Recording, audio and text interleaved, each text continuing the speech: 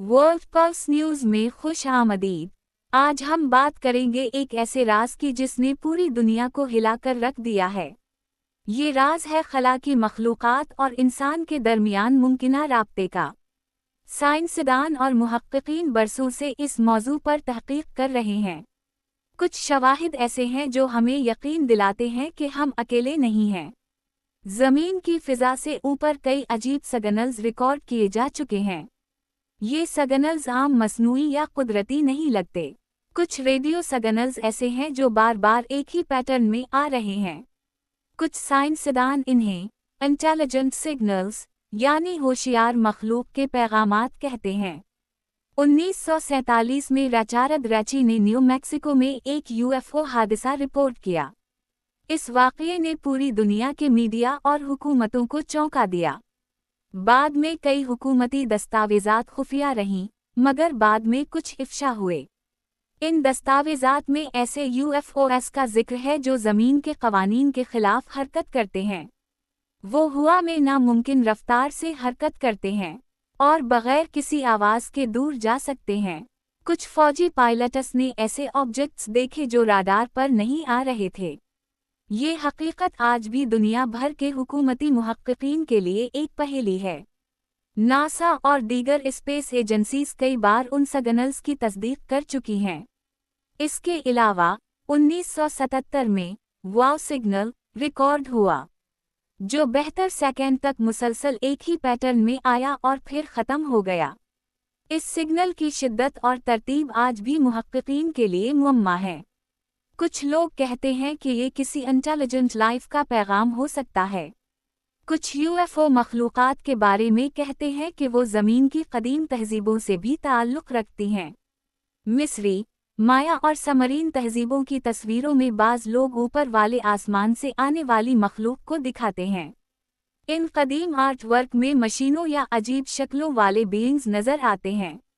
कुछ माहिरीन का कहना है कि ये एक्स्ट्राटेरेस्ट्रियल विजिटेशंस की निशानी है। हाल ही में रूसी साइंसदानों ने शुमाली कुतुब के ऊपर अजीब रोशनियों का मुशाहिदा किया। ये रोशनियाँ ज़मीन की मामूली फिनोमिना से मुख्तलिफ थीं। कुछ इन्हें अरोरा अनोमलीज कहते हैं। यहाँ हैरत अंगेज़ बात यह है कि ये लाइट्स मुस्तकिल एक ख़ास पैटर्न में हरकत कर रही थीं। कुछ मुहक्किकीन कहते हैं कि ये एक कम्युनिकेशन अटेम्प्ट हो सकती है। कुछ यूएफओ मखलूक़ात ज़मीन की ज़ेर ज़मीन तहज़ीबों से भी जुड़ी हो सकती हैं। उनके बारे में बहुत सी कहानियाँ मौजूद हैं जो आम लोगों से छपी रही हैं। मिसाल के तौर पर नेवाडा में एरिया 51 का राज आज भी दुनिया के सामने नहीं आया।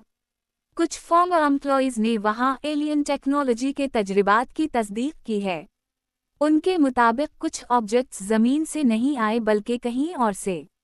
कुछ लोग कहते हैं कि ये मखलूक़ात हमें ऑब्जर्वेशन कर रही हैं और शायद इंसान की तरक्की का इंतज़ार कर रही हैं।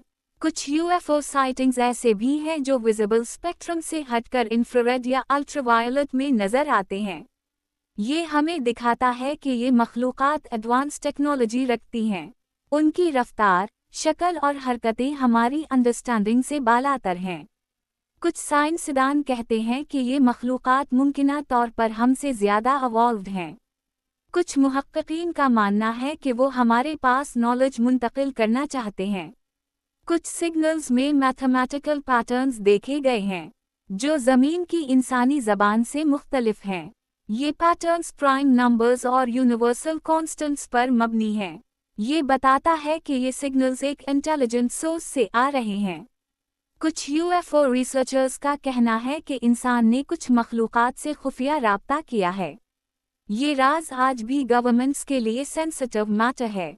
कुछ विसल ब्लोअर्स ने उन एनकाउंटर्स के डिटेल्स अवाम के साथ शेयर किए हैं। इनमें बताया गया कि बाज़ ऑब्जेक्ट्स ज़मीन के क्लोज ऑर्बिट में बेस रखते हैं।